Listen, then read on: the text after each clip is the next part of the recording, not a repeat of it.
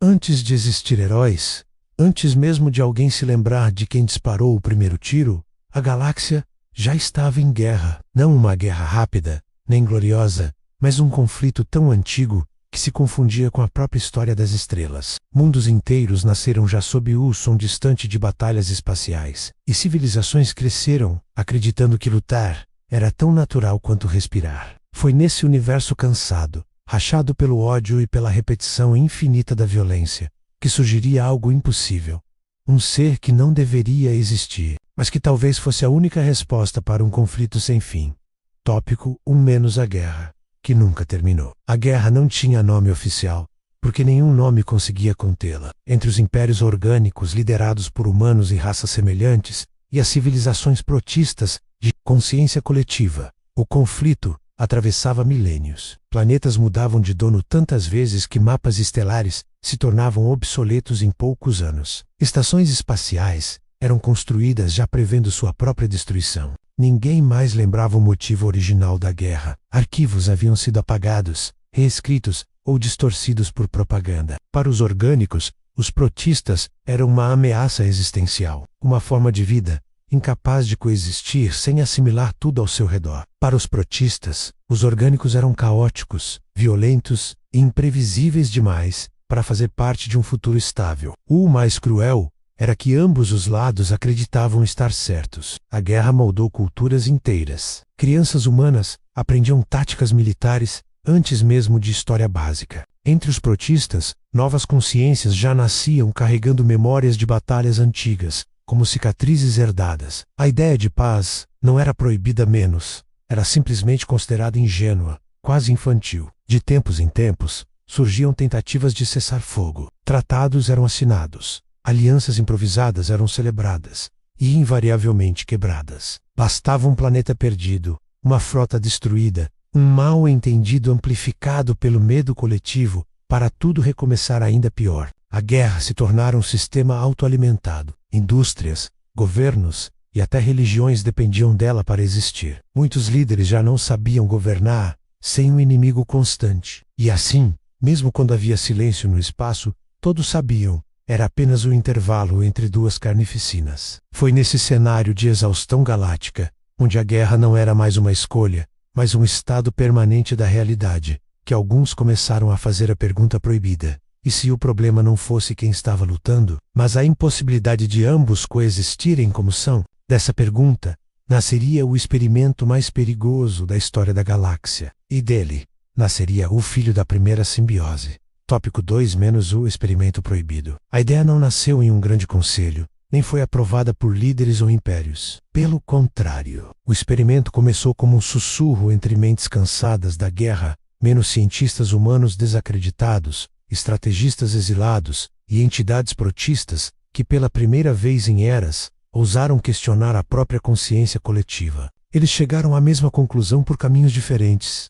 A guerra não era estratégica, nem política, era biológica. Orgânicos e protistas simplesmente não haviam sido feitos para coexistir. Separados, o plano era simples apenas na teoria: criar uma simbiose verdadeira, não um controle, não uma assimilação, mas um ser que carregasse em si as duas naturezas, um organismo capaz de sentir como um humano e pensar como um coletivo, algo que nunca havia existido e que, segundo todas as leis galácticas conhecidas, jamais deveria existir. O local escolhido foi uma estação laboratório fora dos mapas oficiais, orbitando uma estrela moribunda, um lugar onde sensores falhavam, comunicações se perdiam e a própria realidade parecia instável. Ali, longe dos olhos da guerra, o impossível começou a tomar forma. Os primeiros testes falharam de maneira brutal.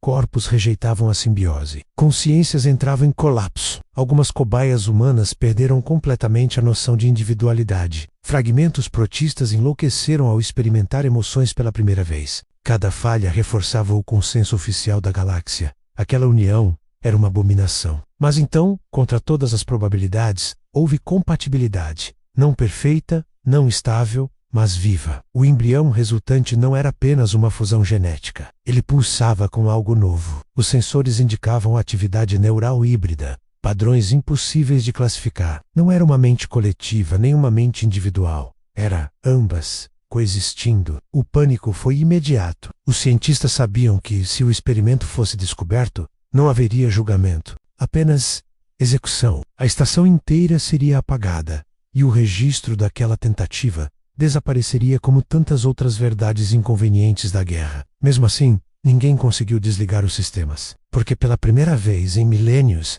algo havia sido criado não para destruir o inimigo, mas para compreendê-lo.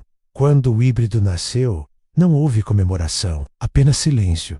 Um silêncio pesado, quase reverente. Alguns choraram, outros se afastaram, tomados pelo medo do que haviam feito. Naquele instante, o experimento deixou de ser um projeto científico. Tornou-se uma sentença. Para os criadores, que agora eram traidores de todas as raças. Para a galáxia, que jamais aceitaria aquela existência. E para a criança, que nascia carregando o peso de uma guerra que nunca escolheu lutar. O filho da primeira simbiose havia vindo ao mundo, e com ele, a contagem regressiva para que o universo inteiro descobrisse. Tópico 3. Menos a criança que não pertence. O híbrido não cresceu em um planeta. Cresceu entre metal frio, corredores silenciosos e janelas que davam para o vazio do espaço. A estação laboratório era tudo o que ele conhecia como lar. Um lugar onde ninguém falava seu nome em voz alta. Como sei, nomeia-lo fosse, torná-lo real de me. Desde os primeiros ciclos de vida, ficou claro que aquela criança não se encaixava em nenhuma definição conhecida. Para os humanos que restaram na estação,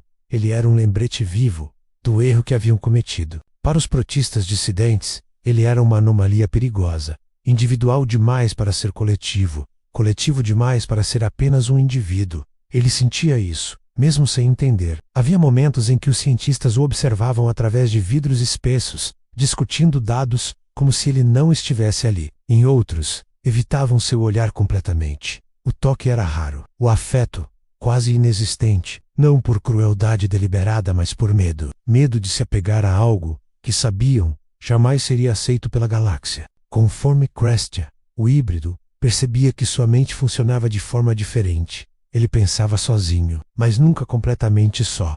Às vezes, sentimentos surgiam sem origem clara.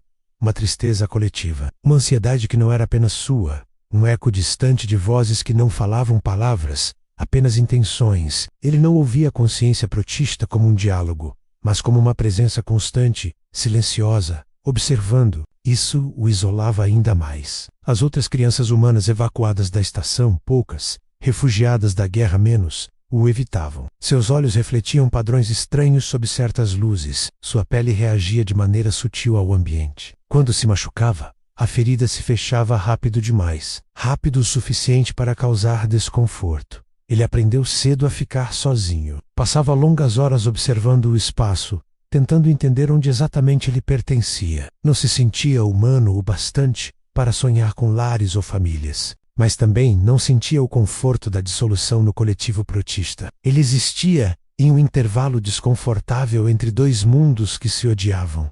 O pior não era a solidão, era a sensação constante de ser observado, não por câmeras, mas por algo maior. Às vezes, durante o sono, ele sonhava com lugares que nunca visitou. Campos de matéria viva se movendo como oceanos, batalhas vistas de milhares de perspectivas ao mesmo tempo. E ao acordar, vinha a certeza perturbadora. Aquilo não era imaginação, eram memórias que não eram dele. Foi nesse período que os cientistas começaram a entender a verdade mais cruel do experimento. A criança não estava apenas sendo estudada, ela estava sendo preparada. Preparada para um futuro onde teria que escolher um lado menos, mesmo sendo a prova viva de que nenhum deles era completo sozinho. E sem saber, enquanto crescia naquele silêncio artificial, o híbrido já carregava dentro de si a semente daquilo que a galáxia mais temia, a possibilidade de mudança.